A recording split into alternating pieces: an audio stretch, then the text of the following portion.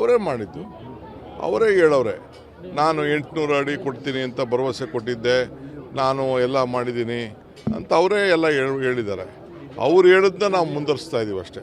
ಅಂದರೆ 2 ಕೋಟಿ ಕೊಡ್ತೀವಿ, 50% ಸೈಟ್ ಕೊಡ್ತೀವಿ, ಯಾವುದು ನಂಬೇಡಿ ಅಂತ ಹೇಳಿ ಸರ್. ಅವರು ನೋಡಪ್ಪ, ಈಗ ಇಲ್ಲಿ ನಾನು ನಿನಗೆ ಉತ್ತರ ಕೊಡಲ್ಲ, ಕುಮಾರಸ್ವಾಮಿಗೆ ಉತ್ತರ ಕೊಡಬೇಕಾದ್ರೆ. ಕುಮಾರಸ್ವಾಮಿ ನಾನು ಹೇಳ್ತೇನೆ, ನಾವು ಏನು ಸ್ಕೀಮ್ ಕೊಟ್ಟಿದ್ದೀವಲ್ಲ, ಬೆಂಗಳೂರು ದಕ್ಷಿಣ ಅಂತ ಏನು ಮಾಡಿದ್ದೀವಲ್ಲ, ಇದು ನಾನು ಪರ್ಮನೆಂಟ್ ಇಲ್ಲ, ಕುಮಾರಸ್ವಾಮಿನೂ ಪರ್ಮನೆಂಟ್ ಇಲ್ಲ. ನಾನು ತೆಗೆದುಕೊಂಡಂಥ ತೀರ್ಮಾನ ಪರ್ಮನೆಂಟಾಗಿ ಉಳಿತದೆ, ಎಲ್ಲರ ಬದುಕಿಗೂ ಅನುಕೂಲ ಆಗ್ತದೆ. ನಾನು ಇವತ್ತು ಇಲ್ಲದೆ ಹೋದ್ರು, ಅವ್ರಿಲ್ಲದೆ ಹೋದ್ರೂ ಮುಂದಕ್ಕೆ ನಮ್ಮ ಜನ್ರೇಷನ್ ಯಾರು ನೆನೆಸ್ಕೊಳ್ತದೆ. ಈಗ ಈ ರೋಡೆಲ್ಲ ಅಗಲ ಮಾಡಿ ಇಷ್ಟೆಲ್ಲ ನೋಡಿ, ಕೇಳಿ ಅವ್ರಿಗೆಲ್ಲ ಎಷ್ಟೆಷ್ಟು ರೂಪಾಯಿ ಸಿಕ್ಕಿದೆ ಕೇಳಿ, ಇವ್ರಿಗೆಲ್ಲ ದೊಡ್ಡಹಳ್ಳಿಯವ್ರು ಕೇಳಿ ಸಾಕು, ಸಾತೂರವ್ರು ಕೇಳಿ, ಕನಕಪುರದವ್ರು ಕೇಳಿ. ಇಲ್ಲಿ 1500 ರೂಪಾಯಿ ಕೊಡಿಸಿದ್ದೀನಿ ಅಡಿಗೆ ದೊಡ್ಡಹಳ್ಳಿಲಿ. ಈಗೆಲ್ಲ ನೀವು ಕೋಡಹಳ್ಳಿ ಜನ ಪಾದಯಾತ್ರೆ ರೋಡ್ ನೋಡಿದ್ರಲ್ಲ, ಎಲ್ಲ ಹೊಡ್ಕೊಂಡು ಯಾವ ರೀತಿ ಇಲ್ಲಿ ಡ್ರೈನೇಜ್ ಆಗಿದೆ ನೋಡಿ. ನಗರಗಳಲ್ಲಿ ಯಾವ ರೀತಿ ಫೆಸಿಲಿಟೀಸ್ ಇದೆ, ಆ ಫೆಸಿಲಿಟೀಸ್ ಎಲ್ಲ ಈ ಜನಕ್ಕೆ ಮಾಡಿಕೊಟ್ಟಿದ್ದೀವಿ ನಾವು. ಜನ ಆಕ್ಷೇಪ ಮಾಡ್ತಿದ್ದಾರೆ. ಅಂದರೆ ನನ್ನ ಮತ್ತೆ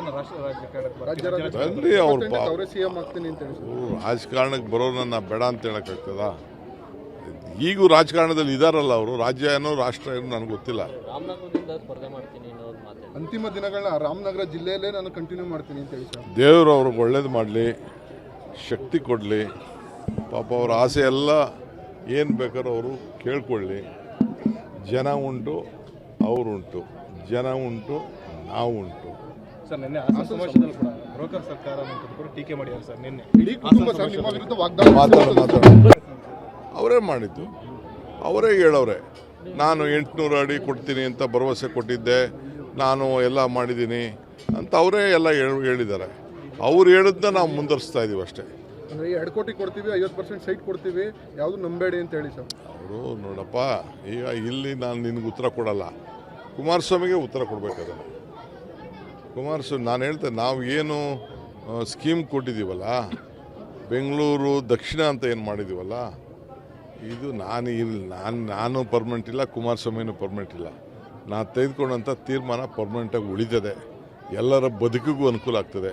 ನಾನು ಇವತ್ತು ಇಲ್ಲದೆ ಹೋದ್ರು, ಅವ್ರಿಲ್ಲದೆ ಹೋದ್ರೂ ಮುಂದಕ್ಕೆ ನಮ್ಮ ಜನ್ರೇಷನ್ ಯಾರು ನೆನೆಸ್ಕೊಳ್ತದೆ. ಈಗ ಈ ರೋಡೆಲ್ಲ ಅಗಲ ಮಾಡಿ ಇಷ್ಟೆಲ್ಲ ನೋಡಿ, ಕೇಳಿ ಅವ್ರಿಗೆಲ್ಲ ಎಷ್ಟೆಷ್ಟು ರೂಪಾಯಿ ಸಿಕ್ಕಿದೆ ಕೇಳಿ, ಇವ್ರಿಗೆಲ್ಲ ದೊಡ್ಡಹಳ್ಳಿಯವ್ರು ಕೇಳಿ ಸಾಕು, ಸಾತೂರವ್ರು ಕೇಳಿ, ಕನಕಪುರದವ್ರು ಕೇಳಿ.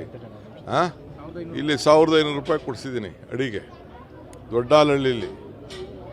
ಈಗೆಲ್ಲ ನೀವು ಕೋಡಹಳ್ಳಿ ಜನ ಪಾದಯಾತ್ರೆ ರೋಡ್ ನೋಡಿದ್ರಲ್ಲ, ಎಲ್ಲ ಹೊಡ್ಕೊಂಡು ಯಾವ ರೀತಿ ಇಲ್ಲಿ ಡ್ರೈನೇಜ್ ಆಗಿದೆ ನೋಡಿ.